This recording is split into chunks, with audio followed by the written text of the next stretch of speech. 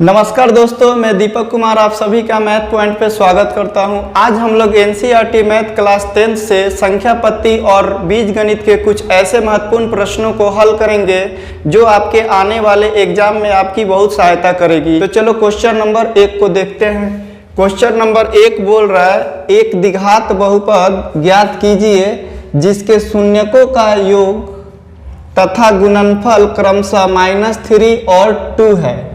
मतलब शून्यकों का योग -3 है और गुणनफल 2 है। हल।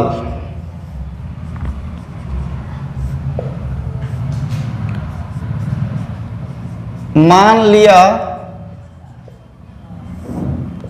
कि द्विघात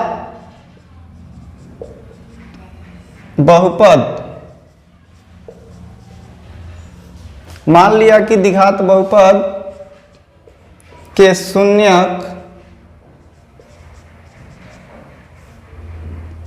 अल्फा तथा बीटा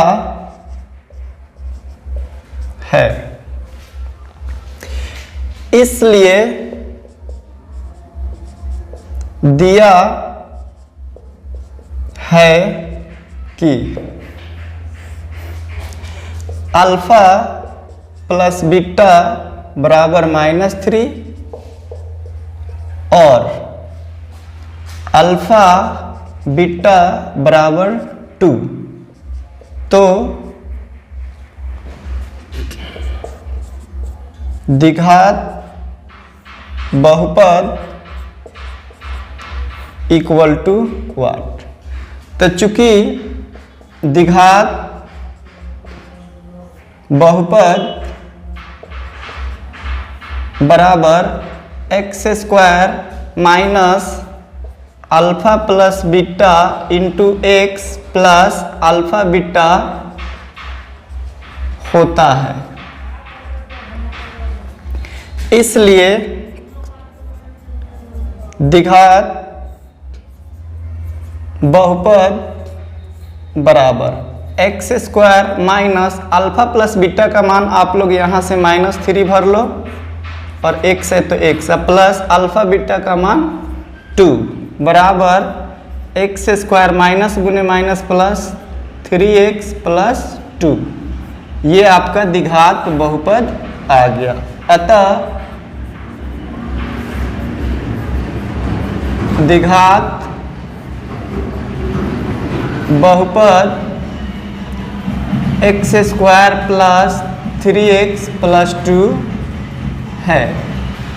तो चलो प्यारे बच्चों, अब हम लोग क्वेश्चन नंबर 2 को देखते हैं। क्वेश्चन नंबर 2 बोल रहा है, द्विघात समीकरण 3x² प्लस 2 √5x - 5 बराबर 0 के मूलों का योग एवं गुणनफल ज्ञात कीजिए।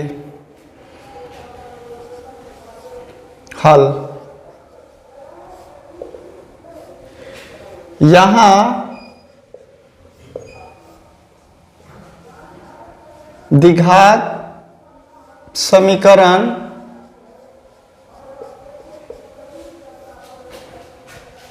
(3x² प्लस 2 √5x - 5 बराबर 0 है।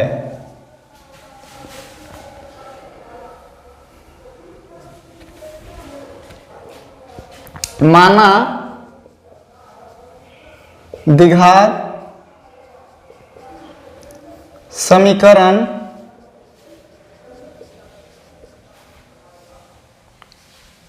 के मूल अल्फा तथा बीटा हैं, इसलिए number 1 alpha plus beta equal to what? और alpha beta equal to what? अब प्यारे बच्चों, द्विघात समीकरण का व्यापक रूप ax² plus bx plus c बराबर 0, जहाँ a नॉट इक्वल टू 0 होता है।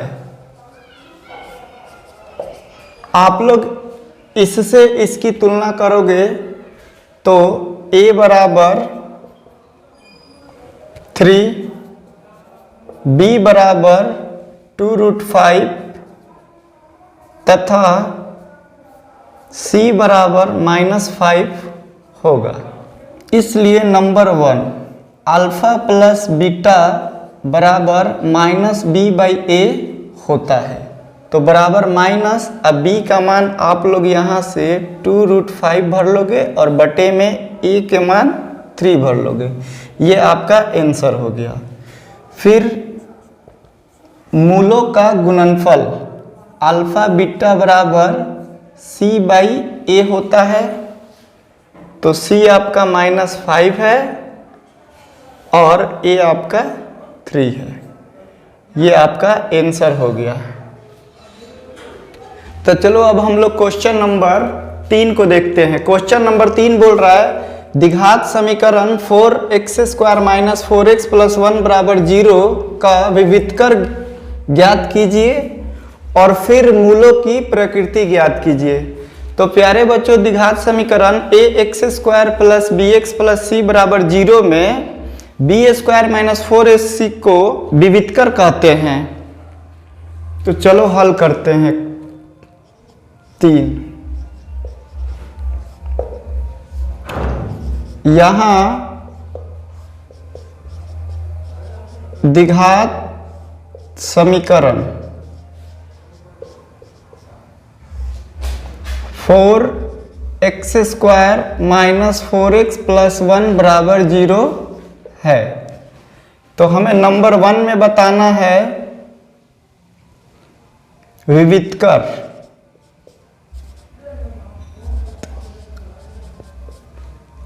और नंबर 2 में बताना है प्रकृति। तो यहाँ a बराबर x² के बगल में 4 है तो 4 होगा, और b बराबर x के बगल में -4 है तो -4 होगा, और c बराबर 1। इसलिए विविधकर b² - 4ac बराबर b के जगह -4 का स्क्वायर कर देंगे और -4 a के जगह 4 और c के जगह 1 बराबर माइनस का स्क्वायर प्लस हो जाएगा, 4 चौके 16 और घटाओ 4 चौके 16 बराबर 0। इसलिए जो विविधकर हुआ b² - 4ac बराबर 0। अब 2 नंबर प्रकृति।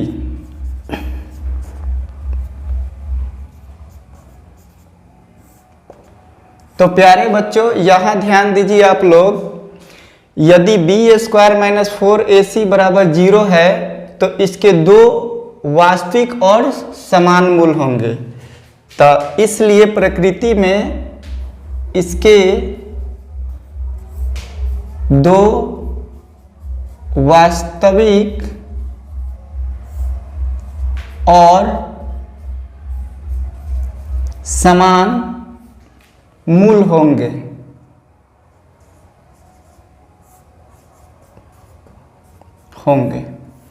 अब प्यारे बच्चों, हम आप लोग को बता दें कि द्विघात बहुपद के शून्यक या द्विघात समीकरण के मूल दोनों एक ही होते हैं। तो चलो अब हम लोग क्वेश्चन नंबर 4 को देखते हैं। क्वेश्चन नंबर 4 बोल रहा है गुणनखंडन द्वारा समीकरण 2x² - 5x + 3 बराबर 0 के मूल ज्ञात कीजिए। तो इसके मूल निकालने के लिए सबसे पहले हम लोग को इसका गुणनखंड ज्ञात करना पड़ेगा। तो चलो शुरू करते हैं। क्वेश्चन नंबर 4 हल। यहाँ समीकरण 2x² - 5x + 3 बराबर 0 है। तो हमें इसका मूल ज्ञात करना है। तो मूल इक्वल टू वाट। गुणन खंडन विधि।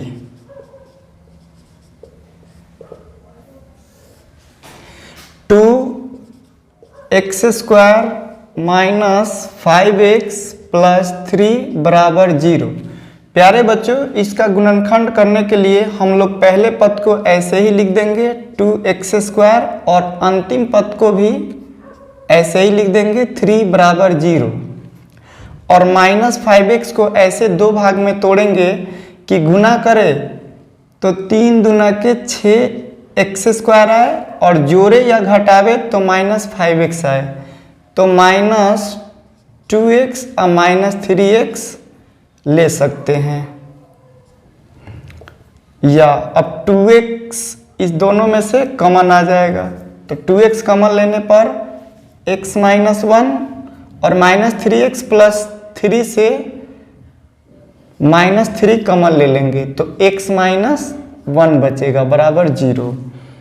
अब यहाँ भी x माइनस 1 है, यहाँ भी x माइनस 1 है, तो फिर x माइनस 1 कॉमन ले लेंगे तो फिर यहाँ 2x बचेगा और यहाँ माइनस 3 बचेगा बराबर 0। ये आपका गुणनखंड हो गया। अगर x माइनस 1 बराबर 0, इसलिए x बराबर 1, ये आपका पहला मूल आ गया। इसी तरह 2x माइनस 3 बराबर 0 या 2x बराबर 3, इसलिए x बराबर 3/2, ये आपका दूसरा मूल आ गया। अतः समीकरण के मूल 1 तथा 3/2 है। प्यारे बच्चों, ये एक द्विघात समीकरण है, इसलिए इसके दो मूल हैं। चलो क्वेश्चन कंप्लीट हो गया। तो चलो अब हम लोग क्वेश्चन नंबर 5 को देखते हैं। क्वेश्चन नंबर 5 बोल रहा है 3 लगातार प्राकृत संख्याओं के वर्गों का योग 110 है, तो संख्याएं ज्ञात कीजिए। मतलब हमें 3 लगातार प्राकृतिक संख्या ज्ञात करना है जिसके वर्गों का योगफल 110 है। तो 5 नंबर हल। मान लिया कि 3 लगातार प्राकृत संख्याएं x, x प्लस 1 तथा x प्लस 2 है।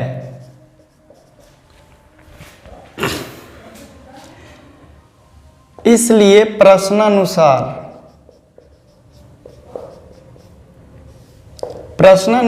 तीनों के वर्गों का योग 110 है, तो इसलिए x square plus x plus 1 का स्क्वायर प्लस एक्स प्लस 2 का स्क्वायर ये बराबर 110 होगा।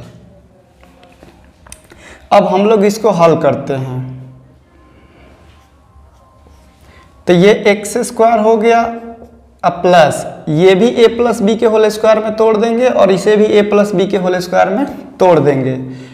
तो x square plus 2x plus 1 का square 1 plus x square plus 2x और 2x का डबल 4x और प्लस 2 दूना के 4 बराबर 110। या अब यहाँ भी एक्स स्क्वायर है, यहाँ भी एक्स स्क्वायर है, यहाँ भी एक्स स्क्वायर, तो ये 3x स्क्वायर हो जाएगा प्लस 2x और 4x 6x और प्लस 4 और 1 5 और ये 110 बराबर के इधर आ जाएगा तो -110 बराबर 0, या 3x² + 6x। अब 5 में से -110 जाएगा तो -105 बचेगा। प्यारे बच्चों, यहाँ सब में 3 से भाग लग जाएगा, इसलिए हम 3 कॉमन ले रहे हैं। तो ये x² + 2x - 35 बचेगा बराबर 0, या x² + 2x - 35 बराबर 0, और ये जो 3 गुना में है ये भाग में आ जाएगा 3, तो ये बराबर 0 हो जाएगा। तो इसका अब हम लोग गुणनखंड करते हैं। x² + 2x - 35 बराबर 0 का, तो ये x² हो जाएगा, अब प्लस 7x - 5x, क्योंकि 7 से 5 जाएगा तो +2 बचेगा, और +7 से -5 से गुना कराएंगे तो 7 बचे 35, -35 x² हो जाएगा, और -35 बराबर 0। अब यहाँ x कॉमन लेंगे तो x + 7 बचेगा, और -5x और -35 में -5 कॉमन लेंगे तो x + 7 बचेगा और बराबर 0। फिर x + 7 और x + 7 से x + 7 कॉमन लेंगे तो x - 5 बचेगा और बराबर 0। ये आपका गुणनखंड हो गया। अब अगर x + 7 बराबर 0, इसलिए x बराबर -7, जो कि नॉट बिलोंग टू n है, तो ये x का मान नहीं होगा। या x - 5 बराबर 0, इसलिए x बराबर 5, जो कि बिलोंग टू n है, मतलब ये एक प्राकृतिक संख्या है, इसलिए प्रथम संख्या 5 हो गई। तो इसलिए दूसरी संख्या आपका दूसरी संख्या x + 1 है, तो बराबर x के जगह 5 + 1 बराबर 6। और तीसरी संख्या x + 2 है, तो x के जगह 5 और बराबर x के जगह 5 और +2 बराबर 7। अतः संख्याएं